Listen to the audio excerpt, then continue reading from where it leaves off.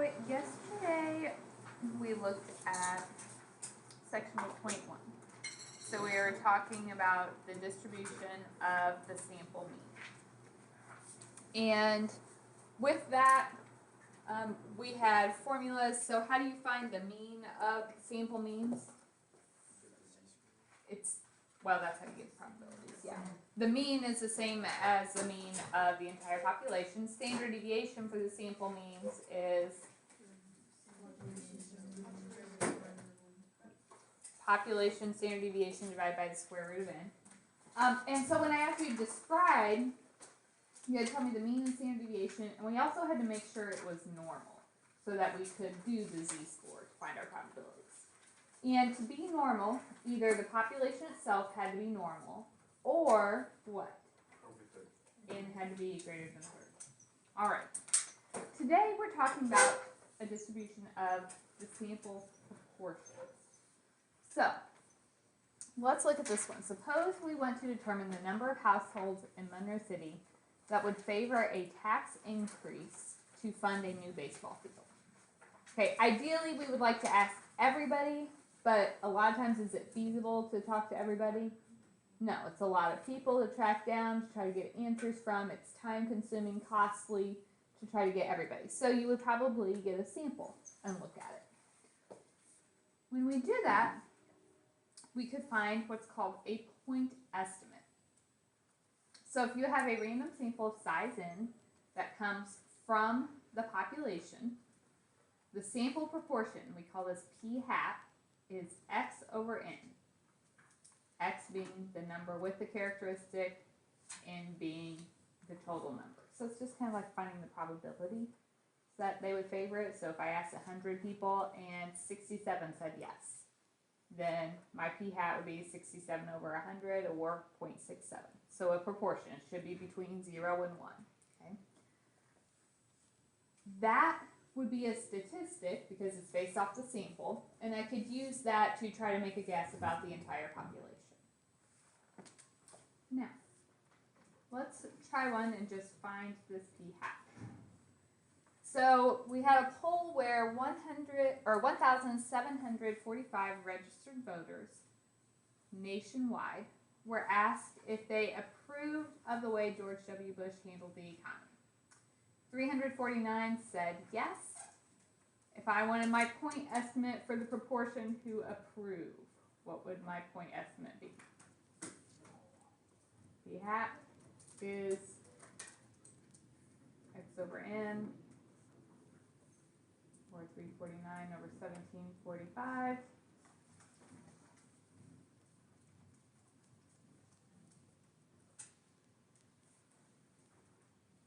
Equals 0.8. Now, kind of like the same thing we talked about with our sample means yesterday. If I just get one sample and find my sample proportion, my p hat, do you think that would be the same as the entire population?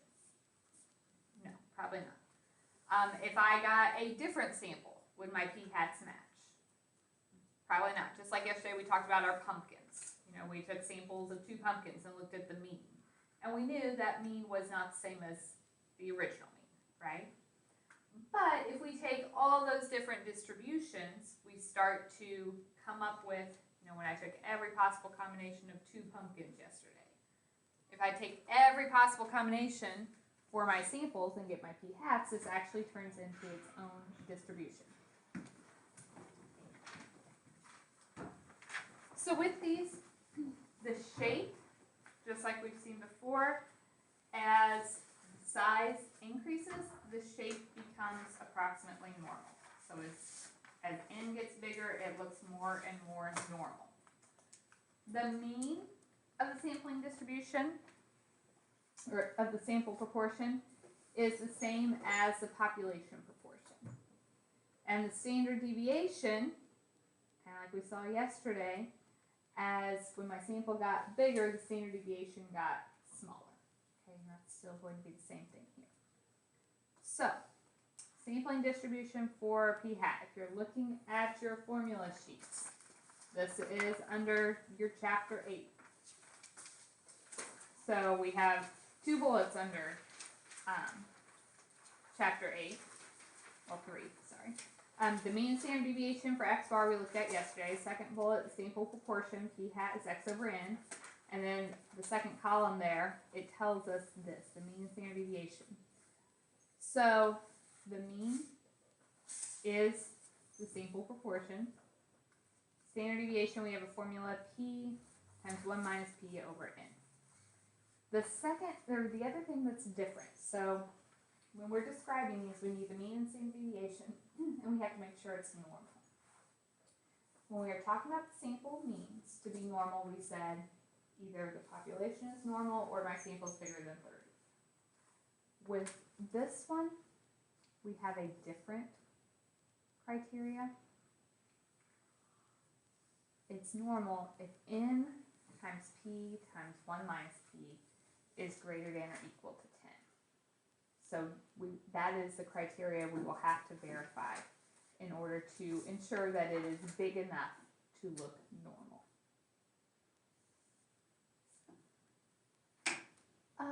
One other thing, it kind of makes, for this to work, our values all have to be independent of one another. You know, if I'm talking about raising taxes to build a baseball field, I couldn't just go talk to the parents of the baseball players, right? That would not give me a very accurate representation. So they all need to be independent. In general, if I don't tell you they're independent, we can assume independence if the sample is less than 5% of the total population.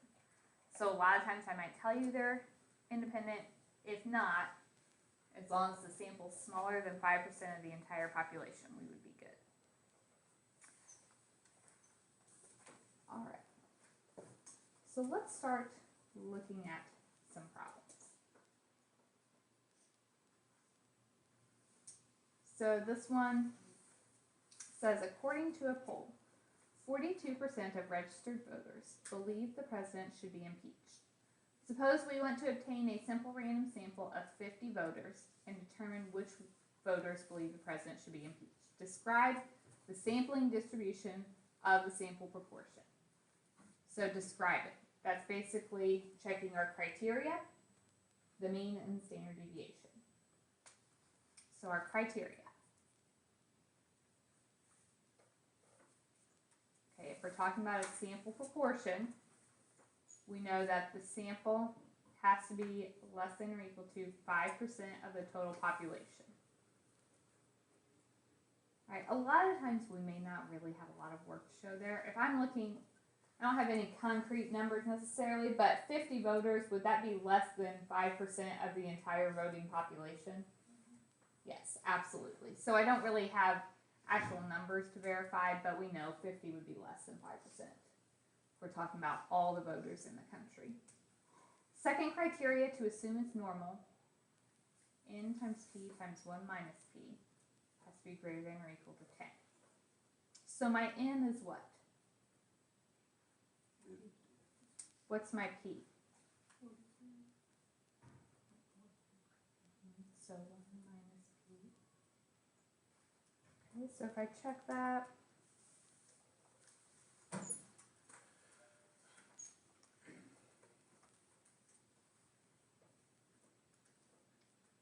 we get 12.18. So that means that this is approximately normal. Okay, so that's my criteria, the things I need to think about before I start my problem. The other things we need to find, the mean and the standard deviation.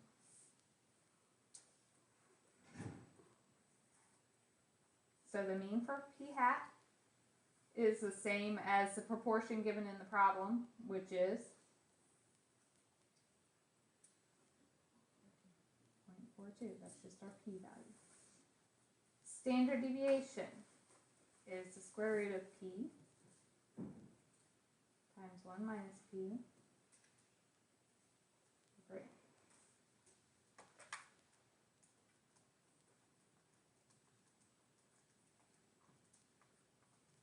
Oops, what was my n?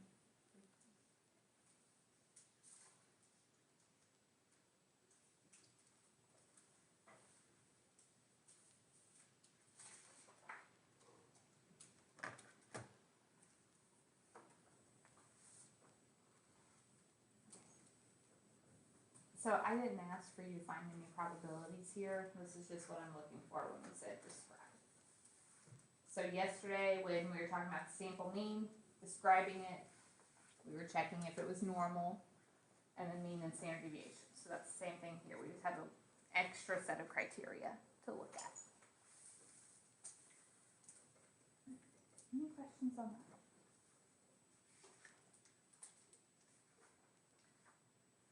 So let's do a couple examples of finding the probabilities.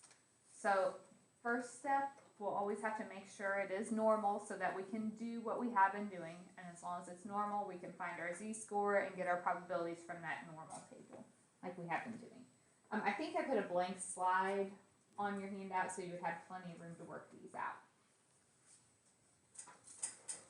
Okay, so according to the Centers for Disease Control and Prevention, 18.8% of school-aged children ages 6 to 11 were overweight in 2004. Part A, in a random sample of 90 school-aged children aged 6 to 11, what's the probability that at least 19% are overweight? All right, before we do anything, we're going to need our criteria. Okay, what is my N in this problem?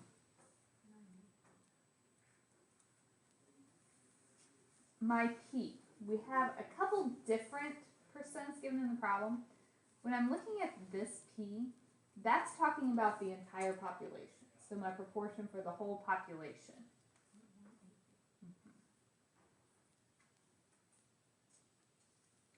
Okay, so if we verify our criteria. All right. First one, we need to make sure that our sample is less than 5% of the total population. Would 90 kids be less than 5% of all school-aged kids? Yeah, so we don't really have a lot to work there, but we're just writing it down, we're thinking about it. Then we need to check if it's normal. So that's N times P times 1 minus P has to be greater than or equal to 10. So my N was 90.188. Minus 0.188.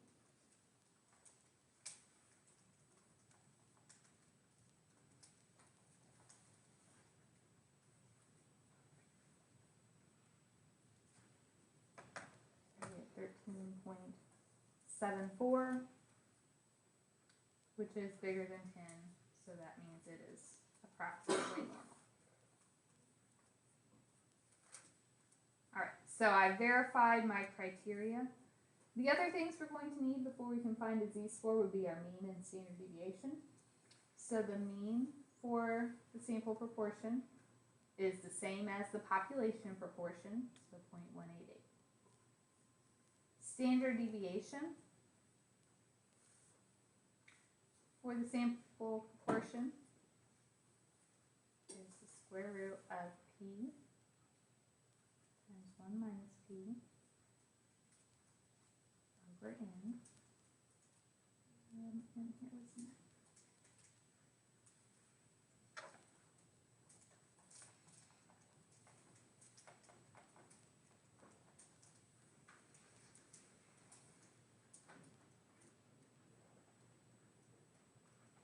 I get 0.0412. Just like yesterday, make sure you're leaving a few decimal places, at least 4 on that standard deviation. The more you round it, the more it will throw off later answers. Okay, so all of that was kind of the legwork. Now we're actually ready to do part A.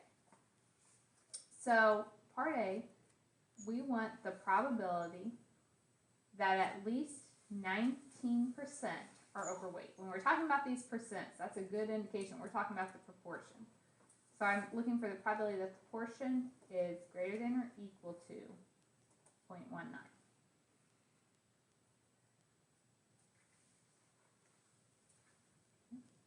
So now it's just like before. We have to change it into a z. Since my variable is the p hat, we use the mean and standard deviation for p hat. So z is our value minus the mean divided by the standard deviation.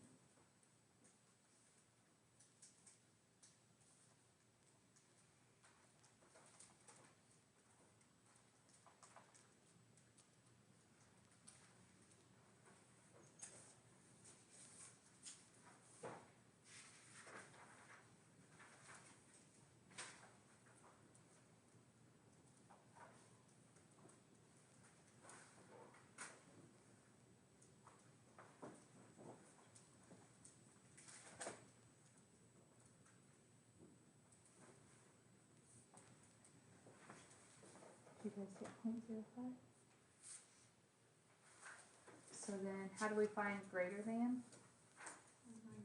1 minus, that's the 0.05 on our table.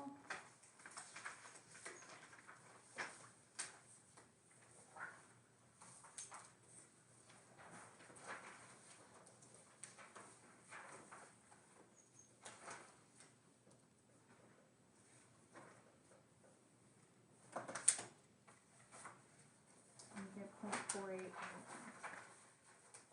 So that means there's about a 48% chance that I got a sample with at least 19% being overweight. Is that one okay?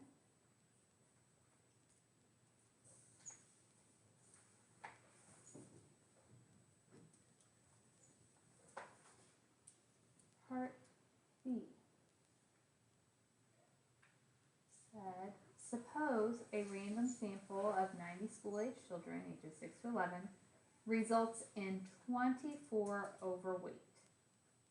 What might you conclude? All right. What did I not give you on this problem? Right, I didn't give you that percent, the proportion. So we have to find it ourselves. So p hat is x over n. So we are looking at 24 out of how many children?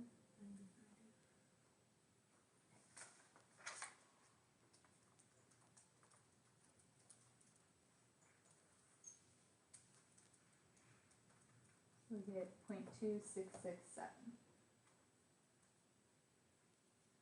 Alright, so I'm trying to decide if it would be strange or not to get 24 in my sample. So let me ask you a question. Is the mean above or below this value? Below. So if I want to find if this is unusual, should I find the probability of being less than this or greater than this? Think about it this way. Here's the mean, which was 18. We're all the way over here. If I find the probability being less, I'm going to get a pretty big number, right? Because I would expect it to be less. The mean is less than that, so I would expect less. So what probability should I find? Greater. Let's find the probability that it's over here. So find the probability that the proportion is greater than the 0.2667. So we need the z, r value minus the mean for p hat, divided by the standard deviation for p hat.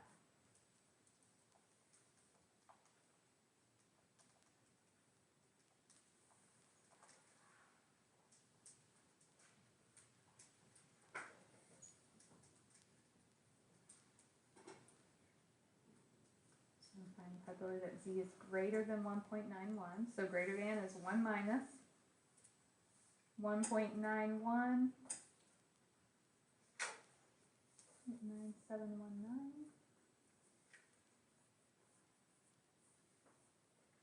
We get 0.0281. So, what would we conclude? This is unusual. Okay, so what that means, if we get an unusual result, either we have a bad sample for some reason. Maybe I picked, a bunch of people that were related to each other, so they have common genetics, and so they have similar results in that form. Or there is something that's causing my sample to be different. Maybe I picked a sample from one geographic region, and for whatever reason, that geographic region is different. So this is unusual. That means either we have a poor sample,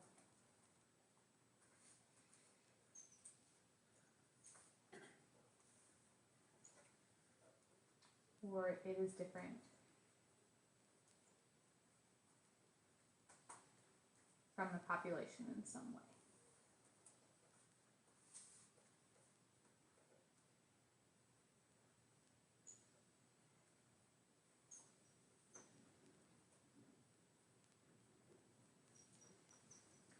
Okay, and I know that because this would be very unlikely to happen.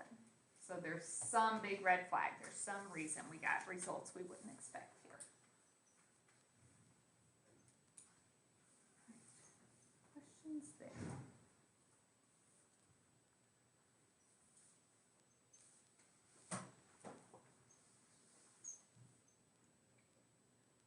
Let's look at one more.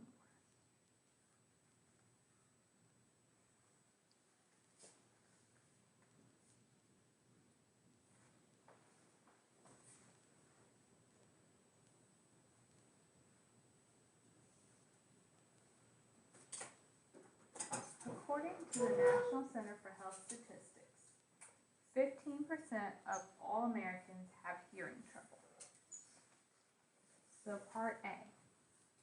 In a random sample of 120 Americans, what's the probability that at most, thank you, 12% have hearing trouble? So before we do anything, we need to check our criteria. What are the two pieces we need to look at? Has to be greater, like n times p times 1 minus 2. It has to be greater than 10. Mm-hmm. And it has to be less than 5%, or less than 5%. Mm-hmm. Okay, would 120 be less than 5% of the whole American population? Maybe. I would say that's a pretty safe guess. So we didn't, I don't give you the total population there for you to verify it, but we can assume. All right, my N is what? Okay, what am I using for my P? Right, we have two different percents given, but the P that we're looking at here is for the whole population. So that's the 15%. So 120 times 0.15. This 1 minus 0.15.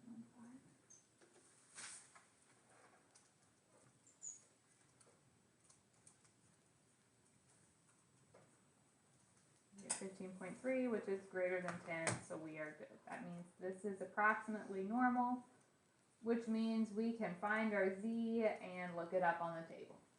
Before we can find Z's, though, we're going to need the mean and standard deviation. So the mean for P hat is what? Same as the population proportion. Standard deviation for P hat is square root of P times 1 minus P divided by N, and my N was 120.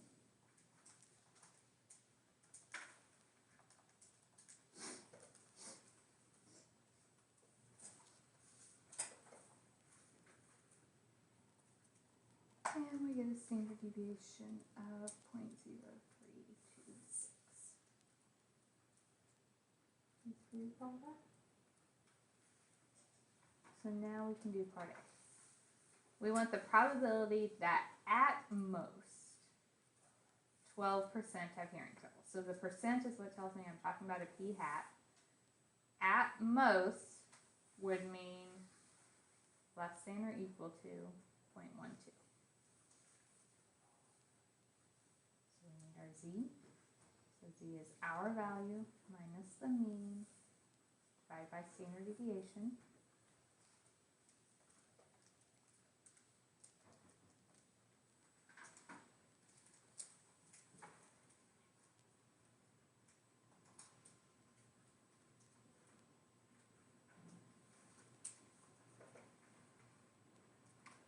Less than or equal, we're just looking up from the table for less than. So negative 0.92. We should get 0.1788.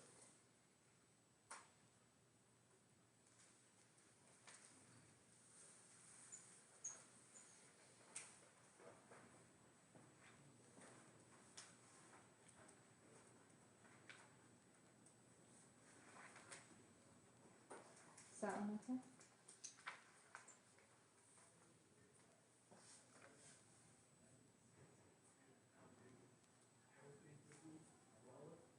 So part B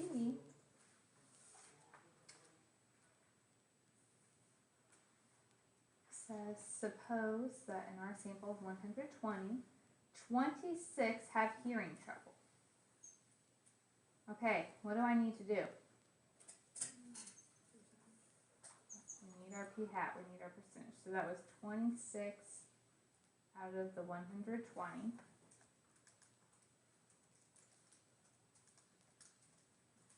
So that's 0.2167. Right, so we're trying to conclude something. What we know here, the mean is 0.15. 0.2167 is over here. So should I find the probability of being less than or above that? Above. Because since the mean is lower, we expect it to be less. So let's find the probability of being above. So we'll find the probability that our p-hat is above 0.2167. So here I see R value minus the mean, 0.15 divided by the standard deviation.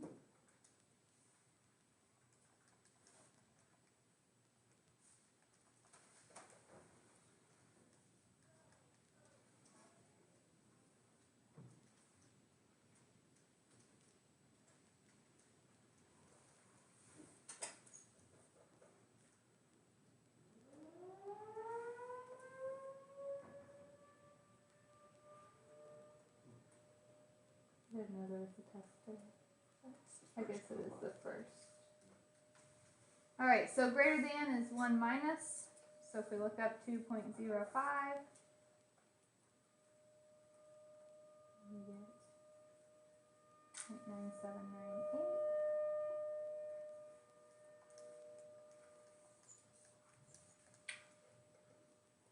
And that gives us 0.0202.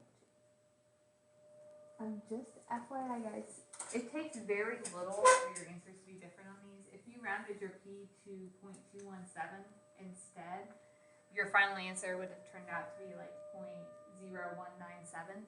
So just make sure you're showing me enough work that I know where you're getting your probability. So write down all of the numbers that you're using. So what do we conclude? It's unusual. That is unusual. Less than 5%. So either that, either we have a poor sample, or this group is really different. The mean for this group is above the 0.15 that we expected. So either our sample is bad or this group is actually different in some way. Questions? So, I am done with chapter 8. Plan is, you guys have that homework. I was just going to save tomorrow for like a work day and some quiz review, and I'd like to do a quiz on Friday. If you are going to be gone Friday and want to take your quiz sooner, we can make that arrangement. So, if you wanted to take it tomorrow, you could. We could review at the beginning of class, and then if you wanted to do it after that, that is completely up to you guys. But that's our plan for the week. We're working on this again tomorrow. I'm done with it, so